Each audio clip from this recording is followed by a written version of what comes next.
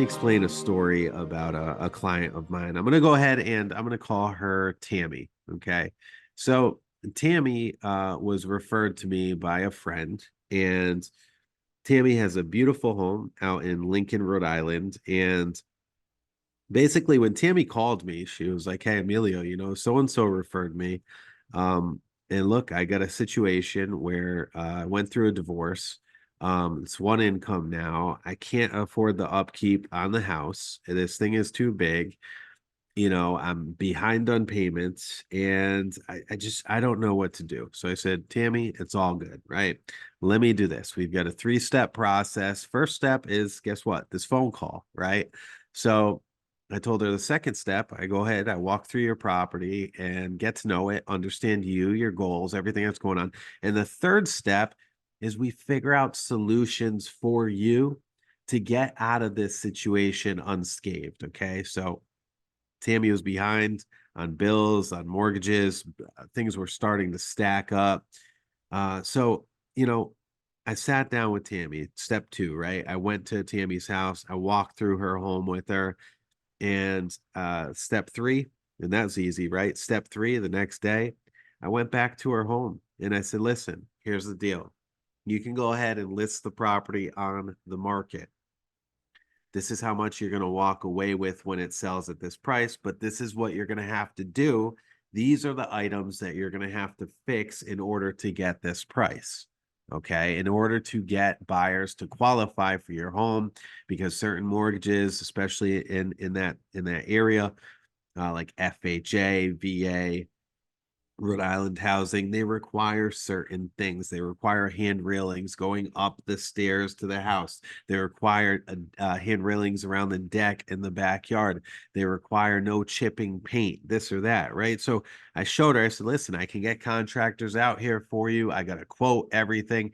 It's going to be around $10,000 to $15,000 to get it up to snuff for market." I said, "Here you go. Here's your bottom line." Boom.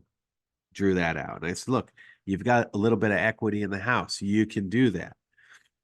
So then she said, "What are the other options?" So I went through it with her and I said, "Look, you can get a cash buyer in here, okay? And your cash buyer is likely going to pay this, because after they do this, this, this, this, and this," and I spelt it all out. I said, "Look, they're going to have to redo the kitchen. They're going to have to redo the hardwood floors. They're going to have to redo the bathrooms. They're going to have to put a new roof on.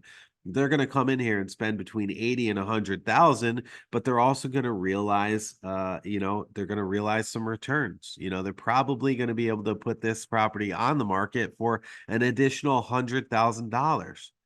So I said, "Look, is there any way you could actually do that work and then make that return?" She said, "No, Emilio, I'm behind on stuff." I said, "Look, you just never know. Sometimes people have money they can borrow from somewhere, sometimes not, but it's important we look at all of these options."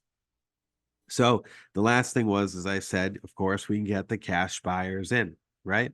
Got a cash buyer in there, got her, uh, got her an offer. It closed 7 days later. 7 days later, we secured her a rental. She was good to go, walked away with about $50,000 in her pocket. She thought she was going to lose this house. She thought she was going to be in a bad spot, but because of the lack of the lack of inventory out there, the increased demand for buyers right now in the Rhode Island real estate market, people with distressed properties, people behind on payments, people with properties that need work. I'm talking to you. You can sell your property right now for the highest that it's ever, ever, ever going to sell, or ever has sold. I'm not going to say ever going to sell, because I think the market's going to continue to increase a bit, but you can let go of that property and you can hopefully, in many cases, realize a return, get some money back, get back on your feet. Stop hanging on to something that's not worth hanging on to.